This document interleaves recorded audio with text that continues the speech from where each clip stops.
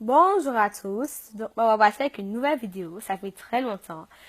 Alors voilà, je vous bénis au nom de Jésus. Et je fais cette vidéo pour vraiment parler à tous mes frères et sœurs en Christ, à tout le peuple de Dieu, parce que le peuple de Dieu périt parce qu'il manque de la connaissance. Et il faut que cela cesse.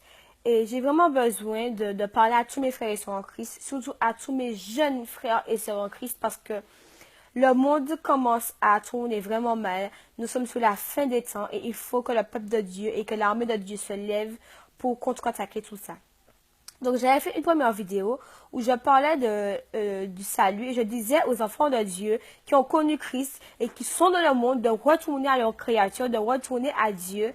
Mais malheureusement, j'ai constaté que le diable, en fait, séduit beaucoup, mais beaucoup d'enfants de Dieu dans les choses mondaines. Et il faut que cela cesse. Et donc, pour cela, je vais vraiment prendre un passage avec vous dans 1 Jean, chapitre 2, à partir du verset 15 qui dit N'aimez point le monde, ni les choses qui sont dans le monde. Si quelqu'un aime le monde, l'amour du Père n'est point en lui.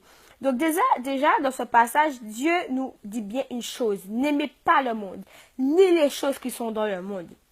Puis il ajoute, si quelqu'un aime le monde, l'amour du Père n'est point en lui. Donc je vais vraiment porter attention sur ça pour dire que franchement, il y a des enfants de Dieu qui disent, ouais, moi j'aime Dieu. Oui, moi je crois en Dieu, mais pourtant ils sont dans le monde. Bien aimé est quelqu'un qui aime Dieu. Celui qui aime Dieu garde ses commandements. Et les commandements de Dieu ne sont pas pénibles. Donc comment pouvons-nous dire que nous aimons Dieu, mais nous aimons quand même les choses du monde? Ça veut dire que le brisement n'est pas encore venu. Ça veut dire qu'on n'a pas encore connu Christ comme on devait le connaître justement.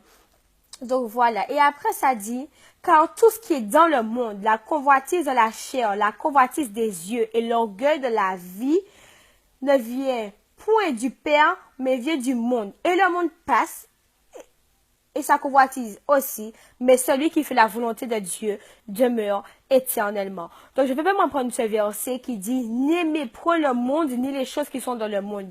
Bien-aimés, je vois trop de frères et sœurs en Christ qui sont dans le monde, qui écoutent de la musique mondaine, qui vont dans des soirées, qui participent à la débauche, qui sont des païens, mais qui font des choses.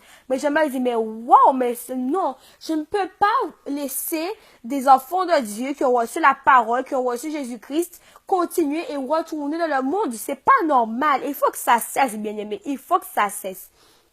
Donc, je vais vous dire que dans le monde, il y a des choses qui ne glorifient pas Dieu. La musique mondaine, toute musique confondue, que ce soit dancehall, zouk, trap, rap, tout ce que vous voulez, ça ne glorifie pas Dieu. Et ces choses sont dans le monde.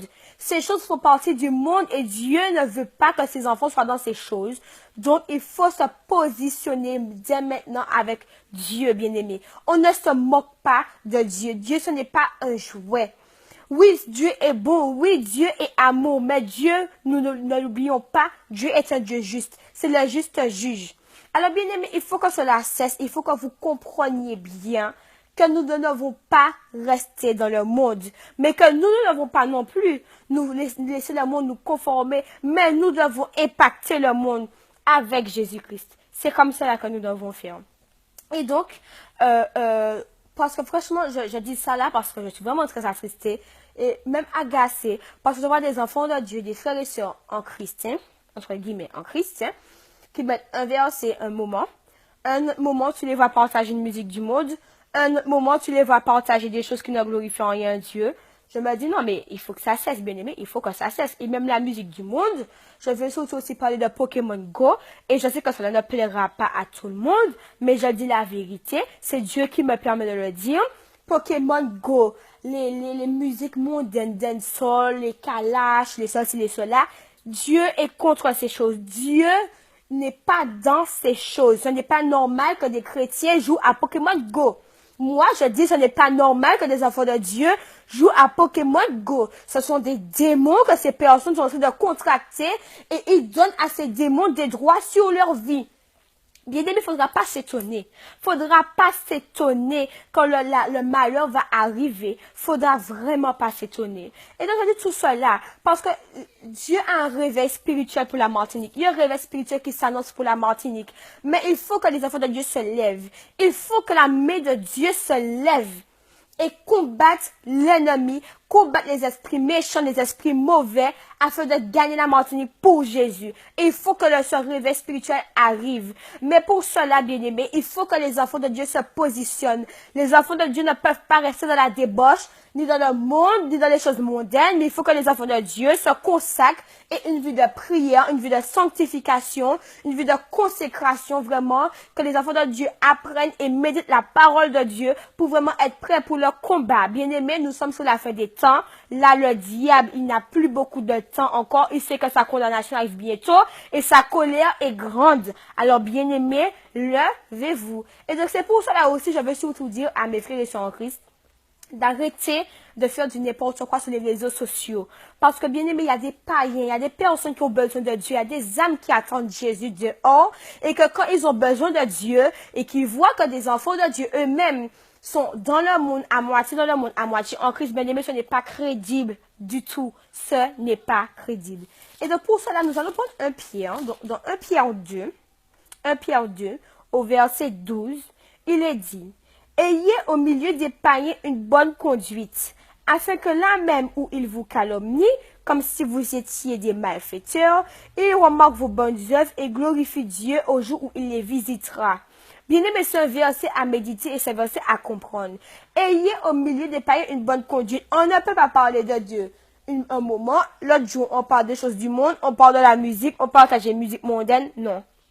Bien-aimés, ce n'est pas comme ça. Parce que les païens déjà nous jugent, bien-aimés. Les païens déjà nous médisent, nous calomnient parce qu'ils voient que nous sommes avec Dieu, que nous prêchons la vérité et parce que la vérité dérange.